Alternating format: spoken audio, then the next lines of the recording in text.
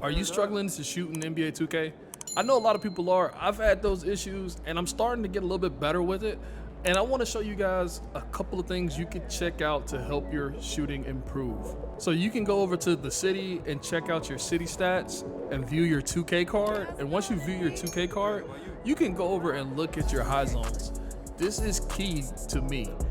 You want to have hot and lethal hot zones. So the best way to do that is to go and play My Career and just get your hot zones refreshed from cold to neutral and get them up to hot and lethal. This will help you out online to knock down some shots. The next thing I want to say is you want to check out your takeover perks. Not everybody has Mamba mentality yet, so if you don't have Mamba mentality, you would want to go and use one of the other perks. And the perk that I like the best is Sponge. Even when you're not hitting shots, if you're playing solid defense, your teammates are knocking down shots and things like that, you're getting defensive stops. Sponge helps out tremendously because you get some positive reinforcement on your takeover and it boosts it up. And then that way you can get your shooting take to help you improve on your shooting. Another thing that I like to do is go to the Gatorade Facility. If you do not have a jumper yet that you trust, this is the perfect place to go to work on your jumper and also get used to that online latency that you may have issues with. So you can go to a Gatorade court and go upstairs and get your own court, practice on your own jump shot. You can get your friends to come up here as well. The best thing about it is you can come up here and work on your dribble moves as well and understand how shot timing and speeds work with that. So I come up here to the Gatorade Facility. I got my own private court and I'm getting the online latency when I'm up here.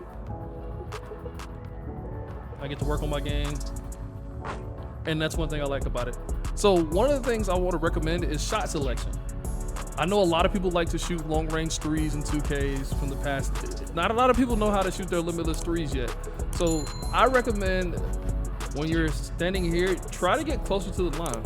You get closer to the line like this, you're more likely to green your threes, and this is a good shot.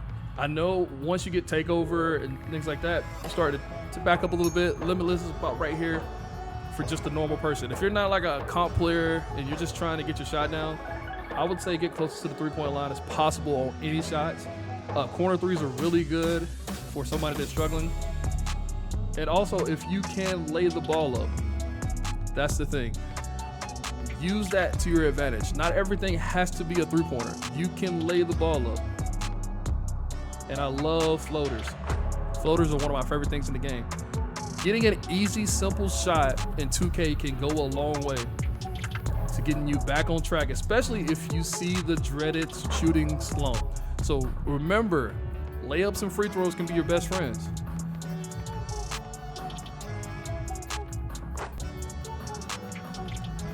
So after like missing 2 shots, I always recommend going in and getting a layup or a free throw or something like that to get you back on track.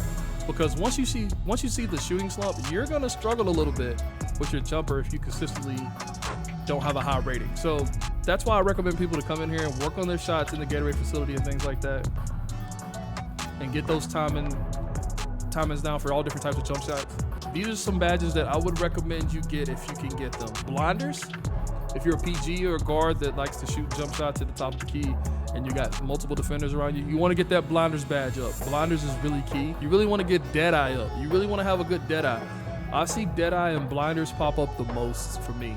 So if you're a point guard or shooting guard that's playing at the top of the key or at the hash, you kind of want to get blinders and dead eye. Also, if you can get your limitless range, if you have that possibility, get that up as well. That helps at the top of the key. If you're playing in the corner, I recommend getting your catch and shoot up as much as possible. Corner specialist. Corner specialist is another big badge to have. Open looks is really a big time badge. You need to get open looks if you have not gotten open looks. If you can get open looks, get that to the max. Especially when you get open looks, it's gonna more likely fall, especially on Hall of Fame. If your team is always losing, I've seen this badge pop up a lot lately. Comeback kid. If you're down late, comeback kid, you start making some miraculous shot. This is by far my favorite badge out of all of them, Green Machine. You green one shot, your player gets the confidence of prime, Kobe, Steph, Jordan, you name it. Dog, the shooting, game 6 clay when I get Green Machine. When I see that pop up, I love it. You would love this badge. Get Green Machine up if you can get Green Machine up. This is my favorite badge out of all of them. Because once you get in a rhythm, it's over with. You can determine a game off your first shot. If you hit your first shot, y'all, you're in for a good game at the rec or pro-am or at the park. If you miss that first shot, go get an easy bucket. You need to get your Green Machine up. Also, settings. Under controller settings, you can change your shot timing visual cues. Some people like push, release, set point, or jump. I am a push guy right now. I might switch it to set point. I've heard those two are the best. And finding a quality jumper helps out tremendously in that. So one of the things that I did, I turned off my shot meter to get the shot meter boost, but also not only just turning off your shot meter, I turned off my green animations. I didn't want green animations popping up anymore because I wanted the confidence to know that no matter what shot I took, I felt like it was going in. And with the green animation, I felt like more or less you felt like, oh, I gotta wait to see if the green's gonna pop up. No, I wanna go up here, shoot the shot, and believe that I knocked it down every time I shoot. I don't wanna have that. It's a mental thing for me. I turned it off. It may help for you, but I said I did not wanna see that pop up. I believe I know my jump shot. I know it should be a green. And that's what I did. I turned off all of that. Another thing that can help you with your jump shot, if you still can't hit a shot, this probably will help you out. And that's going to buy boost. You can go buy skill boost and get your jump shot pack for 1500 VC. Get you some boost if you need to, man. There's nothing wrong with getting boost if you're still struggling with your shot and you need some help. People forget about this from time to time that you can go in and buy this. Think about that. 1500 VC for a 10 game pack.